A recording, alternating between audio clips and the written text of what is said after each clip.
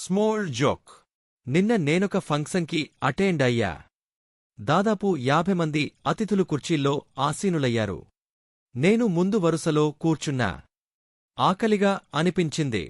కాసేపయ్యాక ఒకామె ట్రేలో స్నాక్స్ తెచ్చి వెనుక వరుస నుండి అతిథులకు అందించడం ప్రారంభించింది.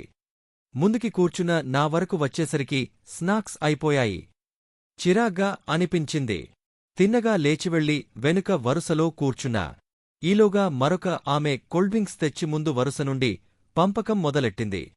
అనుమానించినట్టే వెనక్కు వచ్చేలోపు అవి కూడా అయిపోయాయి. కోపం పట్టలేక వెళ్ళిపోదాం అని లేచి నిల్చున్నా. సరిగ్గా అదే టైంకి ముగ్గురు మహిళలు ట్రేలలో ఘుమఘుమలాడే వంటకాలను తీసుకువచ్చారు. స్మార్ట్గా ఆలోచించి ఈసారి మధ్య వరుసలో కూర్చున్నా. ఒకామె ముందు నుండి మరొకామె వెనుక నుండి అందించడం మొదలెట్టారు. థ్రిల్లర్ సినిమా చూస్తున్నట్టు టెన్షన్గా అనిపించింది. ఊహించరాని విధంగా మధ్య వరుస వచ్చేసరికి సమాప్తం.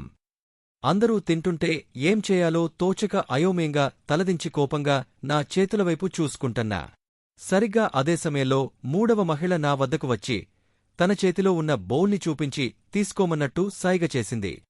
ఆతృతగా బౌల్లో చేయి పెట్టి బయటకు తీసా. అదేంటో తెలుసా? Tooth pick. పళ్ల సందుల్లో ఇరుక్కున్న ఆహారాన్ని తీసే కర్రపుల్లలు. చిచి, ఎదవ జన్మ.